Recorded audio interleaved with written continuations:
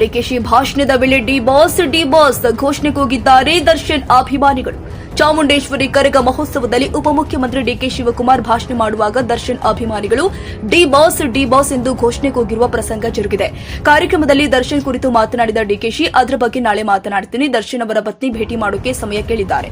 ನಾಳೆ ಬೆಳಿಗ್ಗೆ ಅವರನ್ನ ಭೇಟಿ ಮಾಡ್ತೀನಿ ಅಂತ ಅಭಿಮಾನಿಗಳಿಗೆ ಭರವಸೆ ಕೊಟ್ಟಿದ್ದಾರೆ.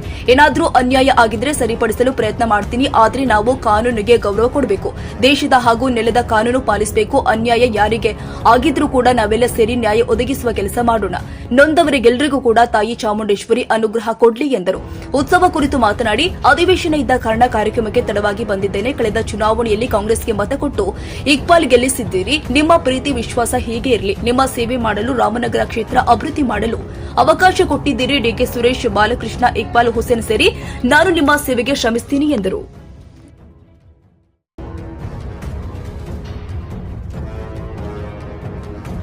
ಕಾಂಗ್ರೆಸ್ ಪ್ರಣಾಳಿಕೆ ಹಿಂದಿನ ಬಜೆಟ್ಗಳ ಕಾಪಿ ಪೇಸ್ಟ್. ಬಜೆಟ್ ಬಗ್ಗೆ ರಾಹುಲ್ ಗಾಂಧಿ ಲೇವಡಿ. ವಿತ್ತ ಸಚಿವೆ ನಿರ್ಮಲಾ ಸೀತಾರಾಮನ್ ಮಂಗಳವಾರ ಮಂಡಿಸಿದ ಕೇಂದ್ರ ಬಜೆಟ್ ಕುರಿತು ವಿಪಕ್ಷ ನಾಯಕ ರಾಹುಲ್ ಗಾಂಧಿ ಲೇವಡಿ ಮಾಡಿದ್ದಾರೆ. ಇದು ಕಾಂಗ್ರೆಸ್ ಪ್ರಣಾಳಿಕೆ ಮತ್ತು ಹಿಂದಿನ ಬಜೆಟ್ಗಳ ಕಾಪಿ ಪೇಸ್ಟ್ ಎಂದು ಹೇಳಿದ್ದಾರೆ. ಎಕ್ಸ್ನಲ್ಲಿ ಪೋಸ್ಟ್ ಹಾಕಿರುವ ರಾಹುಲ್, ಇದು ಕುರ್ಚಿ ಉಳಿಸಿಕೊಳ್ಳುವ ಬಜೆಟ್. ಮಿತ್ರ ಪಕ್ಷವನ್ನ ಸಮಾಧಾನಪಡಿಸಿ ಇತರ ರಾಜ್ಯಗಳಿಗೆ ಪೊಳ್ಳು ಭರವಸೆ ಕೊಟ್ಟಿದ್ದಾರೆ ಎಂದು ಟೀಕಿಸಿದ್ದಾರೆ. ಹಿಂಬಾಲಕರನ್ನ ಸಮಾಧಾನಪಡಿಸಲಾಗಿದೆ. ಎಎಗಳಿಗೆ ಮಾತ್ರ ಪ್ರಯೋಜನವಾಗಿದೆ. ಆದರೆ ಸಾಮಾನ್ಯ ಭಾರತೀಯರಿಗೆ ಯಾವುದೇ ಪರಿಹಾರವಿಲ್ಲ.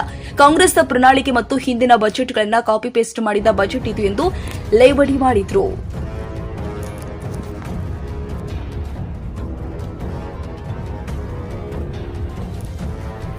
ಬೆಂಗಳೂರಿನ ಲೇಡೀಸ್ ಪಿಜಿಗೆ ನುಗ್ಗಿ ಕತ್ತು ಕೊಯ್ದು ಯುವತಿಯ ಬರ್ಬರ ಹತ್ಯೆ. ಪರಿಚಯಿಸಲಿಂದಲೇ ಕೃತ್ಯ ಶಂಕೆ. ತಡರಾತ್ರಿ 11:10 ರಿಂದ 11:30 ಸುಮಾರಿಗೆ ಚಾಕು ಹಿಡಿದು ಪಿಜಿಯೊಳಗೆ ನುಗ್ಗಿದ ಆರೋಪಿ 3ನೇ ಮಹಡಿಯಲ್ಲಿನ ರೂಮಿನ ಸಮೀಪದಲ್ಲೇ ಯುವತಿ ಮೇಲೆ ಚಾಕುವಿನಿಂದ ಕತ್ತು ಕೊಯ್ದು ಕೊಲೆಗೈದು ಪರಾರಿಯಾಗಿದ್ದಾರೆ. ಮಹಿಳಾ ಪೇಯಿಂಗ್ ಗೆಸ್ಟ್ ಒಳಗೆ ನುಗ್ಗಿ ಯುವತಿಯ ಕತ್ತು ಕೊಯ್ದು ಹತ್ಯೆ ಮಾಡುವ ಘಟನೆ ಮಂಗಳವಾರ ತಡರಾತ್ರಿ ಕೋರಮಂಗಲದ ವಿಆರ್ ಲೇಔಟ್ನಲ್ಲಿ ಜರುಗಿದೆ. ಬಿಹಾರ ಮೂಲದ ಕೃತಿ ಕುಮಾರಿ ಕೊಲೆಯಾದ ಯುವತಿ ಬೆಂಗಳೂರಿನ ಖಾಸಗಿ ಕಂಪನಿಯಲ್ಲಿ ಕೃತಿ ಕುಮಾರಿ ಕೆಲಸ ಮಾಡ್ತಾ ಇದ್ರು.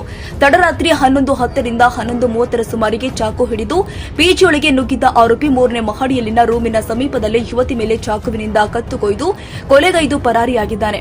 ಸ್ಥಳದಲ್ಲಿಯೇ ಕೃತಿ ಕುಮಾರಿ ಸಾವನ್ನಪ್ಪಿದ್ದಾಳೆ. ಘಟನಾ ಸ್ಥಳಕ್ಕೆ ಕೋರಮಂಗಲ ಪೊಲೀಸರು ಆಗ್ನೇಯ ವಿಭಾಗದ ಡಿಸಿಪಿ ಸಾರಾ ಫಾತಿಮಾ ಭೇಟಿ ಕೊಟ್ಟು ಪರಿಶೀಲನೆ ಮಾಡಿದ್ದಾರೆ. ಪರಿಚಯಿಸಿದ ವ್ಯಕ್ತಿಯಿಂದಲೇ ಕೃತ್ಯ ನಡೆದಿರುವ ಶಂಕೆ ವ್ಯಕ್ತವಾಗಿದೆ. ಪಿಜಿಯಲ್ಲಿನ ಭದ್ರತಾ ವೈಫಲ್ಯವೇ ಘಟನೆಗೆ ಪ್ರಮುಖ ಕಾರಣ ಎನ್ನಲಾಗ್ತಾ ಇದೆ. ಕೋರಮಂಗಲ ಠಾಣೆಯಲ್ಲಿ ಪ್ರಕರಣ ದಾಖಲಾಗಿದೆ.